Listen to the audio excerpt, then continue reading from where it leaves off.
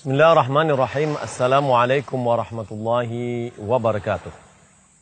Alhamdulillahirabbil alamin wassalatu wassalamu ala asyrafil anbiya'i wal mursalin wa ala alihi wa sahbihi ajma'in.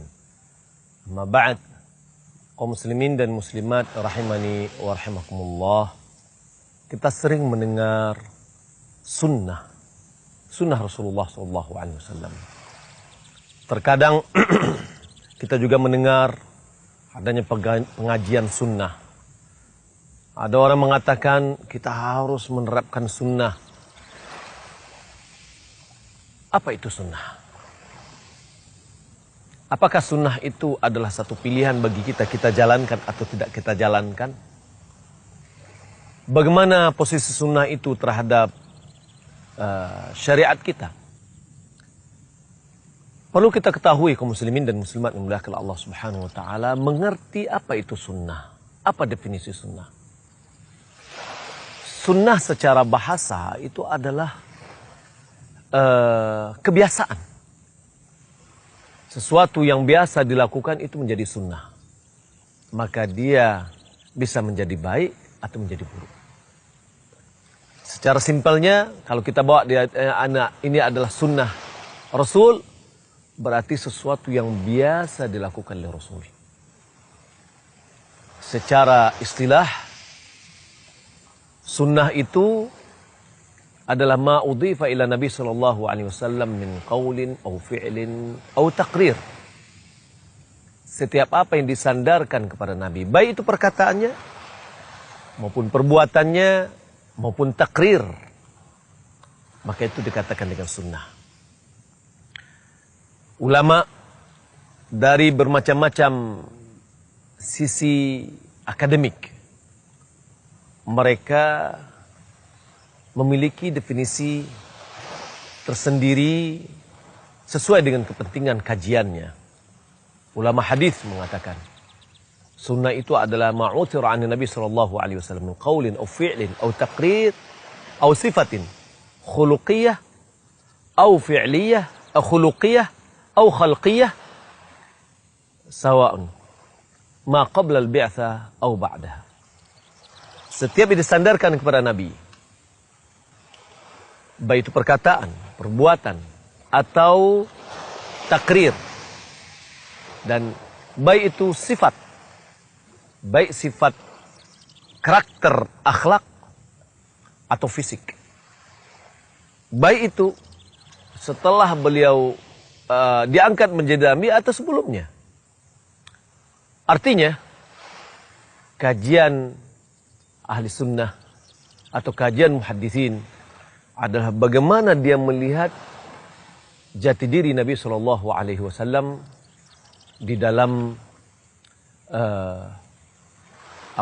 dalam kehidupannya sehari-hari.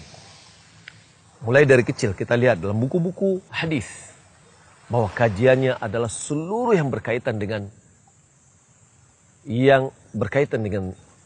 pribadi Nabi Shallallahu Alaihi Wasallam. Adapun ulama usul fiqih, dia melihat bahwasanya yang dia kaji itu apa yang bisa dijadikan sebagai argumentasi, sehingga dikatakan ma'udhifa ila Nabi sallallahu alaihi wasallam qaulin aw fi'lin aw taqrir mimma yasluhu an yakuna dalilan li hukm syar'i. Setiap yang disandarkan kepada Nabi, baik itu perkataan atau perbuatan atau takrir, yang bisa dijadikan sebagai dalil argumentasi terhadap hukum yang syar'i. Maka ulama usul fikih dia mengkaji hal-hal yang memungkinkan yang bisa dijadikan sebagai dalil. Sebagai contoh, kalau kita lihat perintah untuk mengerjakan sholat, ya, maka itu bisa dijadikan sebagai pendalilan. Atau perintah untuk melaksanakan membayar zakat fitrah dan yang lain yang bisa dijadikan sebagai argumentasi. Tapi kalau seandainya tidak bernuansa hukum syar'i, maka itu bukan kajian yang dikatakan sebagai sunnah. Seperti misalkan tentang fisik Nabi. Nabi rambutnya misalkan, rambutnya tidak lurus, tidak keriting, tetapi ikal. Tidak ada kajian yang mengatakan bahwa disunatkan untuk mengikalkan rambut, tidak. Ya. Nah, namun ulama hadis ingin melihat bagaimana jati diri Nabi, maka itu adalah bagian kajiannya. Tapi kalau usul fikih itu tidak bisa dijadikan bagian kajiannya. Ulama fikih dia akan membahas tentang hukum-hukum yang 5 yang berkenaan kepada manusia yang menjadikan mukallaf, yang dibebankan dengan hukum. Apakah dia menjadi hukum perintah atau larangan, atau tidak larangan dan tidak perintah. Maka perintah apabila dalam bentuk jazam, bentuk keharusan, maka itu namanya amr. Perintah apabila dalam bentuk anjuran, itu namanya mustahabbah atau juga dinamakan dengan sunnah. Larangan apabila dalam bentuk penekanan, itu namanya tahrim. Kalau dalam bentuk himbauan, itu namanya adalah makruh. Kalau tidak diperintahkan dan tidak dilarang, maka itu namanya mubah. Nah, kajian sunnah yang dikatakan dalam ilmu fikih adalah perintah namun dalam rangka anjuran. Maka dikatakan oleh ulama fikih bahwasannya sunnah itu adalah setiap perbuatan yang apabila dilaksanakan mendapatkan pahala, apabila tidak dikerjakan dia hanya menjadi tidak apa-apa dan tidak dibebankan dosa kepadanya. Maka itu namanya sunnah atau mustahabah. Ulama akidah membahas lagi bahwa sunnah itu adalah setiap sesuatu yang ada dalilnya dari agama ini, baik itu Al-Quran atau sunnah atau kebiasaan para sahabat.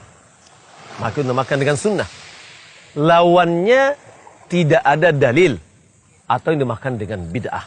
Sesuatu yang baru yang tidak ada dalil dari sebelumnya. Maka ketika kita mengatakan ada nggak sunnahnya, berarti ada nggak dalilnya, baik dari Al-Quran atau sunnah Nabi SAW atau kebiasaan para sahabat. Kaum muslimin dan muslimat yang dimuliakan Allah Subhanahu Wa Taala, apakah setiap sunnah itu adalah wajib? Kita katakan, kita lihat kepada bobot dari hal itu. Ketika dia adalah wajib, maka kita katakan wajib. Apabila dia sunnat dengan hukum tadi, yang hukum taklifi, apabila dia sunnat, maka kita katakan dia adalah sunnat. Ya. Maka kalau kita lihat kaum muslimin dan muslimat yang dimuliakan Allah Subhanahu Wa Taala, setiap perintah yang tidak ada mentasrifnya atau yang memalingkannya dari perintah, maka hukum asalnya adalah wajib. Maka karena itu kalau kita lihat apa yang fenomena yang ada di masyarakat kita, misalkan Nabi SAW memerintahkan untuk membiarkan jenggot dan memotong kumis. Maka sunnahnya bahwa kumis itu dipotong, jangan dibiarkan. Dan jenggot itu dibiarkan, jangan dipotong. Ya, ini adalah perintah dari Nabi SAW. Nah, ketika ada perintah dari Nabi, kita laksanakan. Karena kewajiban kita adalah mentaati apa yang diperintahkan oleh Nabi kita Muhammad SAW. Adapun amalan-amalan yang mungkin bernuansa anjuran, maka kita lakukan semampu kita. Nabi SAW mengatakan, "Wa ma amartukum bi syai'in fa'tu minhu mastata'tum, wa ma nahaitukum anhu fajtanibuh." Apapun ya aku perintahkan kepadamu, maka lakukanlah sebatas apa yang mampu kamu lakukan dari sebagian dari apa yang diperintahkan. Dan apa yang aku larang, maka tinggalkanlah, kata Nabi SAW. Kita selaku umat Nabi Muhammad SAW berkewajiban untuk mentaati Rasulullah SAW. Allah Subhanahu Wa Taala firman, "Ya ayyuhalladzina amanu atti'ullah wa atti'ur rasul wa ulil amri minkum. Fa in tanaza'tum fi syai'in farudduhu ila Allah war Rasul in kuntum tu'minuna billahi wal yawmil akhir dzalika khairu wa ahsan ta'wila. Hai orang-orang beriman, taatilah Allah, taatilah Rasul dan pemimpin dari kalanganmu. Apabila kalian berselisih dengan apapun juga, dalam apapun juga, maka kembalikan kepada Allah dan kembalikan kepada Rasul. Kembalikan kepada Allah yang kembalikan kepada kitabnya, mengembalikan kepada Rasul ketika beliau masih hidup adalah bertanya langsung kepada beliau. Setelah beliau meninggal dunia, kita kembali kepada sunnah-sunnah beliau. Kaum muslimin dan muslimat yang dimuliakan Allah Subhanahu wa taala, mentaati Rasul adalah bentuk ketaatan atau bentuk atau bukti bahwasannya kita mencintai Allah Subhanahu wa taala. Jika kita betul-betul mencintai Allah, maka taatilah Rasul. Qul in kuntum tuhibbunallah fattabi'uni yuhibbukumullahu wa yaghfir lakum dzunubakum wallahu ghafurur rahim. Katakan wahai Muhammad, jika kalian betul-betul mencintai Allah, maka ikutilah aku. Apa yang akan kita dapatkan kalau kita mengikuti Rasulullah SAW? Yuhibbukumullah, Allah akan mencintaimu. Dan Allah akan mengampuni dosa-dosamu. Dan Allah Maha Pengampun, lagi Maha Penyayang. Allah memerintahkan kita untuk mentaati Rasul, mengikuti Rasul, dan Allah melarang kita untuk menyelisihi Rasul. Maka oleh karena itu, mari kita berusaha untuk menjalankan sunnah Rasulullah SAW. Anda tidak akan rugi jika Anda melaksanakan sunnah Rasulullah SAW. Malahan kerugian itu akan Anda rasakan ketika Anda menyelisihi sunnah Rasulullah SAW. Sebagaimana Allah Subhanahu wa taala mengingatkan, "Falyahdharil ladzina yukhalifun an amrihi an tusibahum fitnatun aw yusibahum adzabun alim." Hendaklah waspada orang-orang yang menyelisihi perintahnya. Terhadap apa dia waspada?